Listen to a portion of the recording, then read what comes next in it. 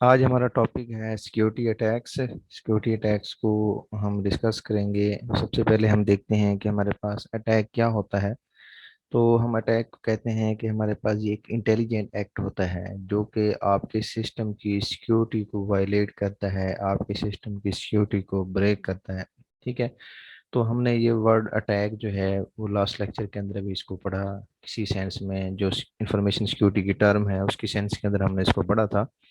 तो वैसे हम कहते हैं जो अटैक जो है वो एक इंफॉर्मेशन सिक्योरिटी की जब हम बात करते हैं तो हम कहते हैं ये एक इंटेलिजेंट एक्ट है। इंफॉर्मेशन सिक्योरिटी में हम इसको इंटेलिजेंट एक्ट क्यों कहते हैं?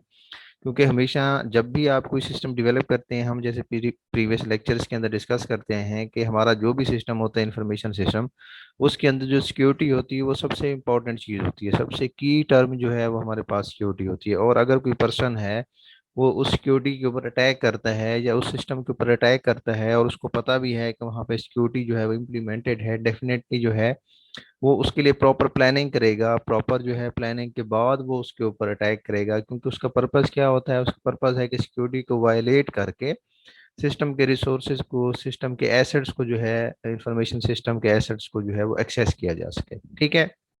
तो जैसे हमने प्रीवियस लेक्चर्स में भी पढ़ा कि जब कोई इस तरह का कोई ऑनलाइन सिस्टम या इंफॉर्मेशन सिस्टम डेवलप किया जाता है तो उसके लिए प्रॉपर जो है वो पॉलिसीज भी जो है वो इम्प्लीमेंट की जाती हैं। डिफरेंट रूल्स एंड रेगुलेशंस उसके ऊपर जो है वो अप्लाई किए जाते हैं। तो अटैक फिर भी जो है उसके बावजूद डिफरेंट इंफॉर्मेशन सिस्टम्स के ऊपर अटैक जो है वो नॉर्मल बात है। अटैक्स जो है वो आते रहते हैं, थ्रेट्स जो है वो वहाँ पे आते रहते हैं। तो अटैक के बाद हमारे पास सिक्योरिटी अटैक क्या होता है? सिक्योरिटी अटैक जो है जब कोई एक अनऑथोराइज पर्सन किसी भी सिस्टम को एक्सेस करने की कोशिश करता है, उसके रिसोर्सेज को डैमेज करने की कोशिश करता है, उसके रिसोर्सेज को जो है वो एक्सेस करने की कोशिश करता है, स्टील करने की कोशिश करता है, उसके जो डिफरेंट एसेट्स हैं उनको जो है वो एक्सेस करने की कोशिश करता है, तो हम इसको कहते हैं वो हमारे पास एज अ सिक्योरिटी अटैक कहलाता है। कि अनऑथोराइज पर्सन है, उसके पास अथॉरिटी नहीं है, उसके पास एक्सेस नहीं है। तो हमेशा अटैक वो पर्सन करते होते हैं जो हमेशा अनऑथोराइज पर्सन होते हैं। जो ऑथोराइज पर्सन होते हैं वो हमेशा किसी भी सिस्टम को एक्सेस करते होते हैं। जैसे हमने प्रीवियस लेक्चर के अंदर पढ़ा कि एक्सेस का एक मैकेनिज्म होता है। कि इंफॉर्मेशन सिक्योरिटी के टर्म के अंदर हमने पढ़ा था कि एक्सेस के जो ऑथोराइज पर्सन होते हैं वो हमेशा सिस्टम को एक्सेस करते होते हैं। जो अनऑथोराइज पर्सन होते हैं वो हमेशा सिस्टम को अटैक करते होते हैं। अनऑथोराइज पर्सन का पर्पस क्या होता है? सिस्टम को डैमेज किया जाए। अनऑथोराइज पर्सन का पर्पस क्या होता है? कोई सोशल गेन, कोई फाइनेंशियल गेन वहां से ली जाए। अनऑथोराइज पर्सन का पर्पस क्या हो सकता है? कि डाटा को मॉडिफाई किया जा सके। ठीक है। तो इसलिए हमेशा किसी भी इंफॉर्मेशन सिस्टम को जो है वो ज़्यादा से ज़्यादा कोशिश की जाती है कि उसकी सिक्योरिटी को स्ट्रॉन्ग किया जा सके, ताकि किसी भी एक्शन से जो कि अटैकर या क्रैकर या हैकर किसी भी किस्म का एक्ट करते हैं, तो इंफॉर्मेशन को, किसी भी इंफॉर्मेशन सिस्टम के ऊपर इंफॉर्मेशन को प्रोटेक्ट किया जा सके। तो हमारे पास सिक्योरिटी की टाइप्स आ जाती हैं। दो टाइप्स हैं हमारे पास सिक्योरिटी की। पैसिव अटैक्स हैं और फिर हमारे पास एक्टिव अटैक्स हैं। सबसे पहले हम देखते हैं हमारे पास पैसिव अटैक्स क्या होते हैं। पैसिव अटैक्स जो हैं हम पैसिव अटैक को इस तरह से जो है वो डिस्कस कर सकते हैं कि इस तरह के अटैक होते हैं कि आपको पता नहीं चलता कि कोई किसी पर्सन ने आपके ऊपर अटैक किया है या किसी पर्सन ने किसी इंफॉर्मेशन सिस्टम के ऊपर अटैक किया है। ठीक है।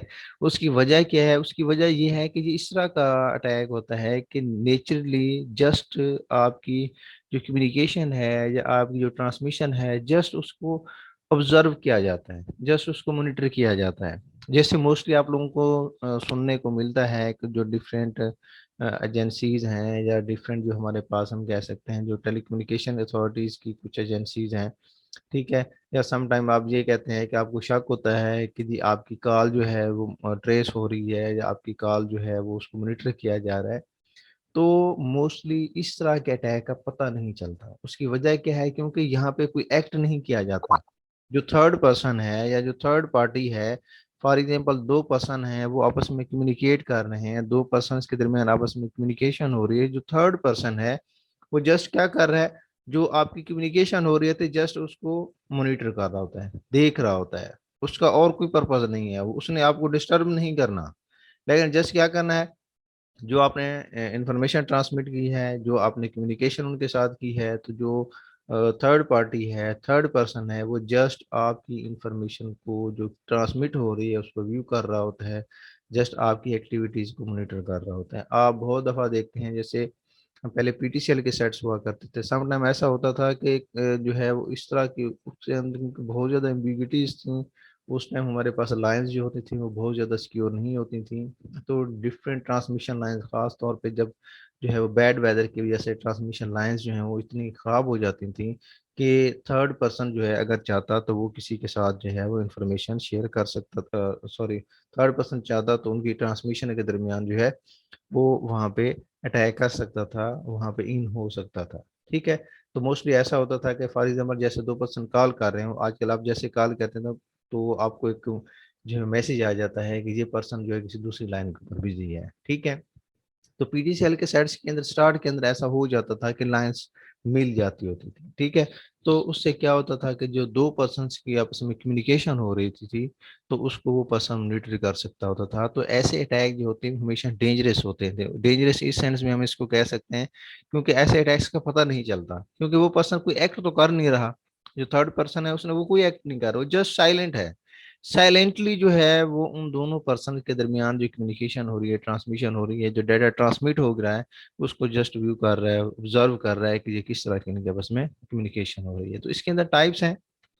सबसे पहले हमारे पास रिलीज ऑफ मैसेज है कि आप डेफिनेटली जब भी कोई बात करते हैं, जैसे यहाँ पे टेलीफोन कन्वर्सेशन की बात हो रही है, या यहाँ पे हम इलेक्ट्रॉनिक मैसेज की बात करते हैं, या हम यहाँ पे जो है फाइल को ट्रांसफर की बात करते हैं, कोई भी सेंसिटिव डाटा उसके अंदर हो सकता है, कोई कॉन्फिडेंशियल इंफॉर्मेशन हो सकती है। तो इससे नुकसान क्या होता है कि जब आपस में आप कम्युनिकेशन करते हैं तो पैसिव अटैक के अंदर जो पर्सन है उसका टारगेट क्या होता है कि उनकी कन्वर्सेशन, कोई ईमेल मैसेज, कोई ट्रांसफर जो फाइल हो रही है, कोई सेंसिटिव डाटा है, कोई कॉन्फिडेंशियल इंफॉर्मेशन है, जस्ट उसको वहां से लिया जाए, उसकी इंफॉर्मेशन को कैप्चर किया जाए, कैप्चर करने के बाद उसके मैसेज कंटेंट को रिलीज कर दिया जाए, मतलब उसको डिस्क्लोज कर दिया जाए। जो दूसरे पीपल हैं उससे फायदा नुकसान क्या होता है, समटाइम ये होता है कि वो पर्सन जब मैसेजेस को डिस्क्लोज करता है या मैसेजेस को रिलीज करता है, थर्ड पर्सन जो है वो अपनी आइडेंटिटी भी शो नहीं करवाता। अब जिन दो पर्सन की जो कम्युनिकेशन हो रही थी उनके दरमियान जो सेंसिटिव डाटा आपस में शेयर हो रहा था या कोई कॉन्फिडेंशियल इंफॉर्मेशन आपस में शेयर हो रही थी, तो वो जब देखते हैं कि उनका मैसेज या उनका कंटेंट तो रिलीज हो चुका है, डिस्क्लोज हो चुका है, तो वो परेशान हो जाते हैं डेफिनेटली। लेकिन उनको ये नहीं पता चलता कि ये किसने किया है। ठीक है। लेकिन नुकसान हो जाता है डेफिनेटली। पैसिव अटैक है, एक्टिव अटैक नहीं है। ठीक है। तो मोस्टली जो डाटा बाद दफा ये होता है सेंटर सेंड करता है, मुख्तलिफ सेंस में मैंने इसको यहाँ पर डिफाइन किया है। तो अनऑथोराइज पर्सन जो है, कोई भी इंडिविजुअल पर्सन जो है वो उसको सम टाइम ऐसा होता है कि वो उसको ले लेता है, कम्युनिकेशन को ऑब्जर्व करता है, जैसे यहाँ पर लिखा हुआ है, उसको मॉनिटर करता है, ट्रांसमिशन को ऑब्जर्व करता है, इंफॉर्मेशन जो उनके दरमियान ट्रांसमिट हो रही है उसको वहाँ पे गेन करते हैं, और सम टाइम ऐसा करता है कि उसको स्लाइटली चेंज भी कर देता है और चेंज करके उसको डिस्क्लोज कर देता है। ठीक है। इससे बहुत ज़्यादा नुकसान होता है। नुकसान इस सेंस में होता है कि सेंडर और रिसीवर को पता नहीं होता कि मॉनिटरिंग कहाँ पे हुई थी, कब हुई थी, किसने की थी। बट जब उनकी इंफॉर्मेशन जो है वो मार्केट में आ जाती है, जब उनकी इंफॉर्मेशन जो है वो डिस्क्लोज हो जाती है, डेफिनेटली वो बहुत ज़्यादा परेशान होते हैं। डेफिनेटली उनके अंदर हो सकता है कॉन्फिडेंशियल इंफॉर्मेशन हो, माइट भी पॉसिबल कि उनकी कोई प्राइवेट इंफॉर्मेशन वहाँ पे एक दूसरे के साथ उस टाइम वो शेयर कर रहे हो। तो समटाइम ऐसा होता है कि जो हैकर होता है वो उनकी इंफॉर्मेशन को स्लाइटली चेंज कर देता है, जिससे उनको बहुत ज़्यादा जो है वो परेशानियों का सामना करना पड़ता है। तो पैसिव अटैक जो है वो बहुत ज़्यादा इस सेंस में डेंजरस होते हैं। तो पहली टाइप पैसिव अटैक की, release of message content. Second जो है वो ट्रैफिक एनालिसिस। जैसे अभी हमने कहा release of message content, some time तो ऐसा होता है कि उसको चेंज करके उसको रिलीज कर देता है। लेकिन पैसिव अटैक एक दूसरा इस तरह का होता है कि जस्ट उसकी ट्रैफिक एनालिसिस किए जाते हैं कि पर्पस क्या होता है। जैसे मोस्टली, जैसे अभी मैं आपको एग्जांपल दे रहा था, सिक्योरिटी एजेंसीज हैं कि दो पर्सन के दरमियान कम्युनिकेशन हो रही है, उसके लोकेशन को ट्रेस करते हैं। ठीक है। जैसे आप मोस्टली देखते हैं कि क्रिमिनल्स को जो है वो मोस्टली जो है वो जब पकड़ा जाता है, या पुलिस है या डिफरेंट और एजेंसीज हैं, वो इसका इस्तेमाल करते हैं। ट्रैफिक का एनालिसिस किया जाता है कि जो दो पर्सन्स के दरमियान कम्युनिकेशन हो रही है उसकी बेसिकली लोकेशन कौन सी है, उसकी आइडेंटिटी को इस तरह से जो है वो आइडेंटिफाई करने की कोशिश की जाती है। ऑब्जर्व करने की कोशिश की जाती है, फ्रीक्वेंसी को, लेंथ ऑफ मैसेज को जो है वो चेक करने की कोशिश की जाती है जो उन दो पर्सन के दरमियान हो रहा है। तो समटाइम आप देखते हैं कि आपको न्यूज़ के ऊपर इस तरह की बहुत सारी खबरें सुनने को मिलती हैं कि एजेंसीज ने या डिफरेंट जो लॉ एंड ऑर्डर को मेंटेन करने वाले डिफरेंट और इदारे हैं, उन्होंने की कॉल ट्रेस की है जिसके अंदर जो है वो इस तरह की इंफॉर्मेशन शेयर हो रही थी जो मुल्क के अगेंस्ट थी या किसी पार्टिकुलर पर्सन के अगेंस्ट थी। तो इस पर्पज के लिए डिफरेंट किस्म की जो है वो मेजर्स लिए जाते हैं ट्रैफिक एनालिसिस के अंदर। ये तो मैं आपको एक पॉजिटिव सेंस के अंदर बात कर रहा हूँ। इसी तरह से जो हैकर्स हैं वो भी ये टेक्निक यूज करते हैं, क्योंकि हैकर जब किसी सिस्टम को अटैक करता है तो स्टार्ट के अंदर जैसे मैंने आपको बताया कि अटैक जो है वो एक इंटेलिजेंट एक्ट है। डेफिनेटली वो पर्सन जो है वो इंटेलिजेंट है। तो जब वो दो पर्सन्स के दरमियान कम्युनिकेशन हो रही होती है, जैसे मैंने आपको बताया कि आपकी क्लास की मैंने एग्जांपल दी थी, क्लास के अंदर बहुत सारे ऐसे स्टूडेंट्स होते हैं जो एक दूसरे की टो में लगे रहते हैं, ठीक है। ये एक नेचुरल बैड हैबिट है जो बहुत ज्यादा होती है डिफरेंट पीपल के अंदर जो एक दूसरे को जानते होते हैं, ठीक है। तो समटाइम ऐसा होता है कि वो टोह में लगे रहते हैं कि जैसे आपकी कम्युनिकेशन होगी उसकी ट्रैफिक एनालिसिस करते हैं आपके, जो है वो समटाइम ऐसा होता है कि लोकेशन ट्रेस की जाती है। तो इस तरह जब ट्रैफिक को एनालिसिस किया जाए, ठीक है, कि उस पे ये होता है कि आपको यहाँ पे भी पता नहीं चलता कि आपको ट्रेस किया जा रहा है या आपके लोकेशन को ट्रेस किया जा रहा है या आपकी आइडेंटिटी को ट्रेस किया जा रहा है। तो इसलिए चाहे रिलीज ऑफ मैसेज हो या ट्रैफिक एनालिसिस हो, क्योंकि जो सेंडर और रिसीवर है उनको इस बात का पता नहीं होता कि उनकी मॉनिटरिंग की जा रही है या उनकी आइडेंटिटी को चेक करने की कोशिश की जा रही है या उनकी लोकेशन को चेक करने की कोशिश की जा रही है। तो इसलिए ये अटैक्स जो होते हैं पैसे, जैसे मैंने स्टार्ट में बताया, ये डेंजरस अटैक्स होते हैं। इसके अंदर समटाइम ऐसा होता है कि जब बात हो रही होती है तो वो बात इस सेंस में सेंडर और रिसीवर कर रहे होते हैं कि समटाइम जो है वो पता नहीं चलता। समटाइम जस्ट क्योंकि यहाँ पे मैंने वर्ड यूज किया है लोकेशन एंड आइडेंटिटी, इसका मतलब है जस्ट लोकेशन का पता चलता है या आइडेंटिटी के कौन लोग आपस में बात कर रहे हैं। समटाइम ऐसा होता है कि मैसेज क्या एक्सचेंज कर रहे हैं उसका नहीं पता चलता। तो फिर यहाँ पे एक और वर्ड यूज किया गया है length of message being exchange, कितनी बात उनके दरमियान हुई है। तो जो डिफरेंट पीपल होते हैं जो इसको ऑब्जर्व कर रहे होते हैं वो गैस करते हैं नेचर ऑफ कम्युनिकेशन को, ये किस तरह की कम्युनिकेशन कर रहे हैं। 1 मिनट की बात हुई है, 2 मिनट की बात हुई है, 4 की हुई है, 1 घंटे की बात हुई है। तो अगर उनके पास एग्जैक्ट बात नहीं पहुंच पाती, जस्ट उनको उनके पास लोकेशन पहुंच जाती है या आइडेंटिटी पहुंच जाती होती है, तो फिर गैसिंग की जाती है कि कम्युनिकेशन किस तरह की हुई होगी, क्योंकि उनके पास जो एग्जैक्ट इंफॉर्मेशन है वो बहुत दफा समटाइम नहीं होती। और even if they capture the message could not extract the information from the message. और समटाइम ऐसा होता है कि वो ऐसा इनक्रिप्टेड मैसेज होता है, आगे हम जाके इनक्रिप्शन और डिक्रिप्शन पढ़ेंगे। ऐसा इनक्रिप्टेड मैसेज होता है जो सेंडर और रिसीवर जो आपस में कर रहे होते हैं कि उससे वो इंफॉर्मेशन को एक्सट्रैक्ट नहीं कर सकते।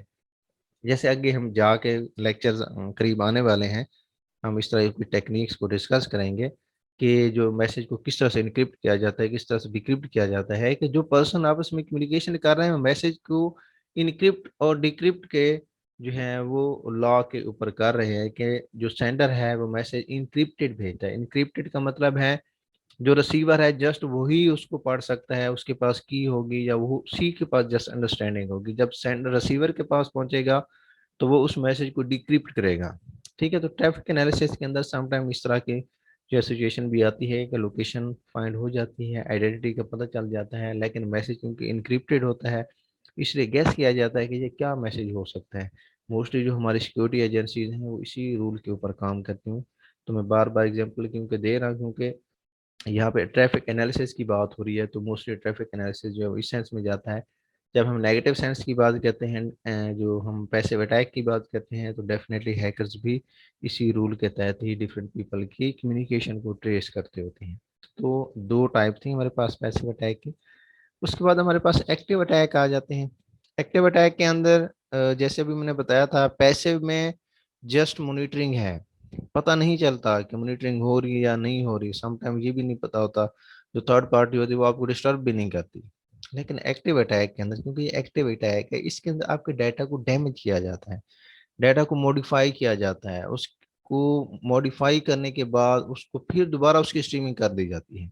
मतलब सेंडर और रिसीवर के दरमियान मैसेज की कम्युनिकेशन हो रही थी, थर्ड पार्टी ने उस मैसेज को हैक किया, हैक करने के बाद उसको मॉडिफाई किया, मॉडिफाई करने के बाद उसको थोड़ा डैमेज किया, डैमेज करने के बाद फिर उसको सेंड कर दिया रिसीवर के पास। जब रिसीवर के पास वो पहुंचता है मैसेज, तो वो इस हालत में होता है कि उसके ऊपर उसका रिएक्शन जो है वो बहुत ज्यादा जो है वो डेंजरस हो सकता है। जब उस तरह का वो रिएक्शन देगा तो डेफिनेटली जो है जो रिलेशनशिप्स हैं वो आपस में ब्रेक होते हैं, बिजनेस कम्युनिटीज जो हैं वो आपस में लड़ पड़ती हैं।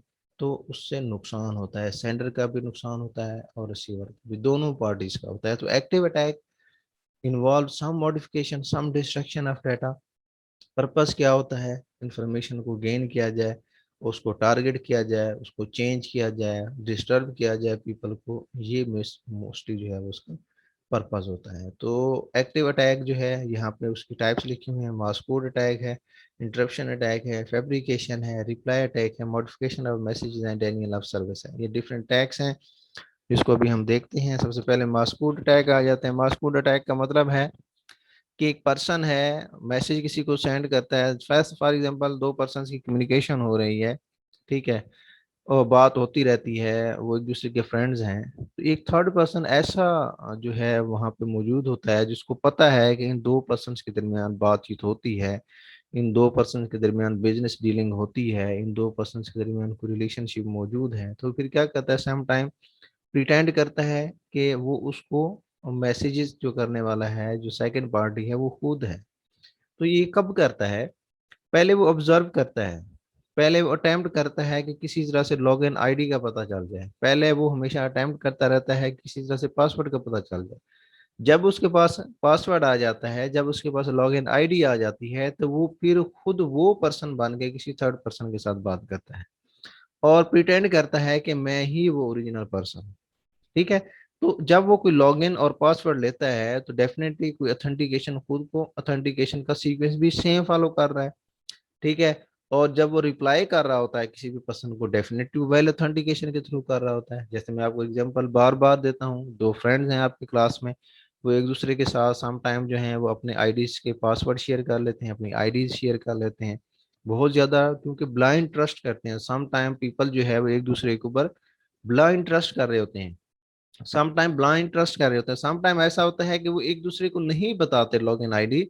लेकिन जैसा मैंने कल आपको बता रहा था प्रीवियस लेक्चर के अंदर कि सम टाइम कैजुअली लोगों की हैबिट होती है देखने की। ठीक है। तो सम टाइम जब वो कैजुअली उसको ऑब्जर्व करते हैं तो उनको उसके लॉगिन का भी पता चल जाता है फ्रेंड के, और उसके पासवर्ड का भी पता चल जाता है। तो फिर वो क्या करते हैं, वही एक्ट करते हैं। ठीक है। वैसे ही खुद को ऑथेंटिकेशन, वैसे खुद को ऑथेंटिकेट करवाते हैं, वैसे लॉगिन आईडी देते हैं, पासवर्ड देते हैं। और वहां पे जब उसके सिस्टम में जाके, उसके किसी सोशल मीडिया के अकाउंट के अंदर जाके उसके जो फ्रेंड्स होते हैं उनके साथ कम्युनिकेशन स्टार्ट कर देते हैं और उनको बताते हैं कि मैं वही पर्सन हूँ जिसका ये आईडी है और पासवर्ड है। तो जो थर्ड पार्टी है, जो रिसीवर है, मैसेज रिसीव करने वाला होता है, डेफिनेटली उसको तो नहीं पता, क्योंकि उसको एक वैलिड आईडी और पासवर्ड से मैसेज आ रहा है। ठीक है। तो वो उसको वही समझता है कि एक्चुअली उसी का कोई फ्रेंड है या उसका बिजनेस पार्टनर है या जो भी पर्सन उसके साथ उसका रिलेशनशिप है। तो डेफिनेटली जब उसके पास इस तरह के मैसेजेस आते हैं, क्योंकि जो मस्कूड होता है उसका डेफिनेटली पर्पस क्या होता है, अगर उसने उसका लॉगिन आईडी पासवर्ड लिया है तो डेफिनेटली उसका पर्पस है उसकी जो आइडेंटिटी है उसको डैमेज किया जाए, ठीक है, उसकी शोहरत को डैमेज किया जाए या उसके बिजनेस को डैमेज किया जाए या उनके रिलेशनशिप को जो है वो खराब किया जाए। तो डेफिनेटली वो ऐसी कम्युनिकेशन करेगा, ऐसी बातें करेगा, ऐसी शेयरिंग करेगा जिससे जो रिसीवर है डेफिनेटली उसके माइंड के ऊपर एक बैड इफेक्ट पड़ेगा, जिससे क्या होगा कि वो मोस्टली जो है उससे जो है बाद में कॉम्प्लिकेशंस पैदा होती हैं। तो मास्कुलर अटैक इस तरह का होता है। फिर है इंटरप्शन अटैक। इंटरप्शन अटैक में ये होता है कि सम टाइम जब आप किसी नेटवर्क के थ्रू कम्युनिकेशन कर रहे होते हैं, कोई प्रोसेस को फॉलो करते हुए कम्युनिकेशन कर रहे होते हैं, तो अटैकर जो है वो आपके उस नेटवर्क को हैक कर लेते हैं, उस नेटवर्क को ब्लॉक कर देते हैं। ठीक है। तो ब्लॉकिंग की वजह से आपका सारा का सारा सिस्टम बैठ जाता है, आपके नेटवर्क की अवेलेबिलिटी नहीं रहती। इससे क्या नुकसान होता है कि जो आप ऑथोराइज पर्सन भी हैं तो आप कुछ भी नहीं कर सकते, आपका नेटवर्क सारा का सारा जो है बंद हो जाता है, अनयूजेबल हो जाता है, क्योंकि अनऑथोराइज यूजर ने उस नेटवर्क के ऊपर अटैक किया, उसके सारे कंटेंट को ब्लॉक कर दिया, उसकी सारी की सारी कम्युनिकेशन को ब्लॉक कर दिया। तो इंटरप्शन अटैक के अंदर ये होता है कि और कोई नुकसान नहीं होता, अटैकर क्या करता है, जस्ट नेटवर्क को ब्रेक कर देता है, नेटवर्क की सिक्योरिटी उसकी वर्किंग को ब्लॉक कर देता है। जब उसकी वर्किंग ब्लॉक हो जाती है तो डेफिनेटली उसके सारी कम्युनिकेशन, जितनी भी उस टाइम कम्युनिकेशन हो रही थी, वो सारी की सारी ब्लॉक हो जाती है, नेटवर्क की अवेलेबिलिटी नहीं रहती। तो जो ऑथोराइज पर्सन होते हैं, इवन उनका टाइम वेस्ट होता है, सिस्टम की परफॉर्मेंस जो है वो डिग्रेड हो जाती है। तो इंटरप्शन अटैक का जो मेन पर्पज होता है, मेन फोकस होता है, वो पूरे पूरे नेटवर्क को जैम करना होता है, पूरे के पूरे नेटवर्क को ब्लॉक करना होता है। ठीक है, पर्पस क्या है जी, ताकि जो कम्युनिकेशन हो रही है वो स्टॉप हो जाए, और उस कंपनी को, उस ऑर्गेनाइजेशन की जब प्रोसेसिंग स्टॉप हो जाएगी, वर्किंग स्टॉप हो जाएगी, डेफिनेटली उसको उस चीज़ का नुकसान होगा। उस कंपनी, उस इंफॉर्मेशन सिस्टम की परफॉर्मेंस जो है वो डिग्रेड होगी। जैसे प्रीवियस लेक्चर के अंदर हमने पढ़ा था कि लो लेवल के ऊपर इम्पैक्ट हो सकता है, मॉडरेट लेवल के ऊपर इम्पैक्ट हो सकता है, या हाई लेवल के ऊपर इम्पैक्ट हो सकता है, लेकिन जैसा भी इम्पैक्ट होगा डेफिनेटली उसका लॉस होगा। फिर फैब्रिकेशन अटैक आ जाता है। फैब्रिकेशन अटैक का मतलब ये होता है कि एक फेक मैसेज जनरेट किया जाता है, उस फेक मैसेज को पूरे नेटवर्क के अंदर फैला दिया जाता है। तो लोग उससे क्या करते हैं, फॉर एग्जांपल एक पर्सन है, उसके अगेंस्ट एक फेक मैसेज चला दिया जाता है, और उसके जितने जानने वाले पर्सन हैं, ठीक है, वो सारे के सारे उसको डेफिनेटली पढ़ते हैं। क्यों? वो अनऑथोराइज पर्सन था, किसी तरह से वो नेटवर्क के अंदर इन हुआ, उसने फैब्रिकेशन अटैक किया उस नेटवर्क के अंदर जाने के बाद। क्योंकि उस नेटवर्क में, अब फॉर एग्जांपल आप, एक नेटवर्क है, व्हाट्सएप को आप यूज करते हैं, आपने डिफरेंट ग्रुप्स बनाए हुए हैं, ठीक है, अब एक ग्रुप के अंदर एक ऐसा पर्सन आ जाता है जो कि आपके उन फ्रेंड लिस्ट में नहीं है। जैसे फ्रेंड्स जो हैं वो 10-15, या समटाइम जब ग्रुप्स बहुत ज्यादा बढ़ जाते हैं, जैसे वो सैकड़ों की तादाद के अंदर चले जाते हैं, तो लोग फिर बोदर नहीं करते कि कौन ग्रुप में आ रहा है, कौन जा रहा है, लेकिन मोस्टली एक ही कम्युनिटी के साथ ताल्लुक रखते हैं। तो अगर आप फ्रेंड्स का ग्रुप है, 100 हैं, 200 फ्रेंड्स हैं, या 30 हैं, 40-50 हैं, एक ऐसा पर्सन उसके अंदर आ जाता है, ठीक है, जो आपका फ्रेंड नहीं है, लेकिन वो किसी तरह से उसने अटैक किया आपके उस ग्रुप के ऊपर, वो अंदर इन हो गया, तो वहां पे वो ऐसा मैसेज सर्कुलेट कर देगा जिससे किसी पर्सन की डेफिनेटली कॉन्फिडेंशियली लूज हो सकती है, मतलब किसी का प्राइवेट डाटा उसके अंदर वो लीक कर दे, ठीक है, उसकी इंटेग्रिटी, डेफिनेटली मैसेजेस को डैमेज करके उसके अंदर सेंड कर दे। पर्पस क्या होता है कि किसी भी थर्ड पार्टी का एक पर्सन जो है वो दो दोस्तों के दरमियान, या जितने भी फ्रेंड्स हैं वो एक कम्युनिटी के अंदर रहते हुए हैं, रह रहे हैं, तो ऐसा मैसेज को जनरेट करता है जिससे उसको बहुत ज्यादा लॉस का सामना करना पड़ता है। तो फैब्रिकेशन अटैक का मतलब होता है एक फेक मैसेज को जो है वो सर्कुलेट कर दिया जाए। फिर रिप्ले अटैक आ जाता है। रिप्ले अटैक वैसे जैसे अभी हम पढ़ रहे थे, यहाँ पे भी वैसे है कि किसी का कोई लॉगिन, कोई आईडी जो है उसको स्टील कर लिया जाए, हैकर उसको स्टील कर लेते हैं, जो अनऑथोराइज पर्सन होते हैं, लेकिन वो प्रिटेंड करते हैं कि वो ऑथोराइज हैं, और फिर उसके डिफरेंट रिसोर्सेज को एक्सेस करने के बाद जो है उसकी इंफॉर्मेशन को जो है वो डैमेज करते हैं, और किसी थर्ड पर्सन को जो है वो मैसेज जो है रिपीटेडली जो है वो उसके साथ शेयर करते रहते हैं। तो इस चीज को हम कहते हैं रिप्लाई अटैक। मतलब पर्सन वही नहीं होता, लेकिन वो उसके सिस्टम को यूज करते हुए, जो उसके पीपल, जानने वाले लोग होते हैं, या उसके रिलेशनशिप के अंदर लोग होते हैं, बिजनेस कम्युनिटी के अंदर लोग होते हैं, वो उनको उसके रिप्लाई करता रहता है। ठीक है, तो इसको हम कहते हैं, ये हमारे पास एज अ रिप्लाई अटैक कहलाता है। फिर हमारे पास जो है वो मॉडिफिकेशन ऑफ मैसेज आ जाता है, कि सम टाइम ऐसा होता है कि जो अटैकर्स होते हैं वो कम्युनिकेशन के दरमियान किसी पर्सन की जो कम्युनिकेशन है उसको डिस्टर्ब करते हैं, वहाँ से उसको मॉनिटर करने के बाद वहाँ से डाटा को लेते हैं, लेने के बाद जो है उसको मॉडिफाई किया जाता है। या सम टाइम ऐसा होता है कि दो पर्सन के दरमियान कम्युनिकेशन हो रही होती है, उसको रिकॉर्ड करते हैं, और उसके बाद एक ऐसी फाइल क्रिएट करते हैं, एक ऐसा मैसेज क्रिएट करते हैं जो मॉडिफिकेशन फॉर्म के अंदर होते हैं, और इसको भी जज करना समटाइम मुश्किल होता है, बहुत स्लाइटली चेंज कर देते हैं। जैसे फॉर एग्जांपल यहाँ पे है कि allow Hasan to read confidential file account, कि हसन को अलाउ किया जाए कि वो अकाउंट की फाइल को रीड कर सके। इसको जस्ट क्या कर दिया गया, हसन की जगह अली लिख दिया गया, बाकी सारा का सारा मैसेज वैसा ही है। तो जब सेंडर और रिसीवर के दरमियान कम्युनिकेशन होती है और थर्ड पार्टी इसके अंदर इन्वॉल्व होती है, वो जस्ट इतना थोड़ा सा मैसेज को चेंज कर देते हैं, जिससे जो अथॉरिटी का लेवल है, जो ऑथोराइजेशन का लेवल है, वो टोटली डैमेज हो जाता है।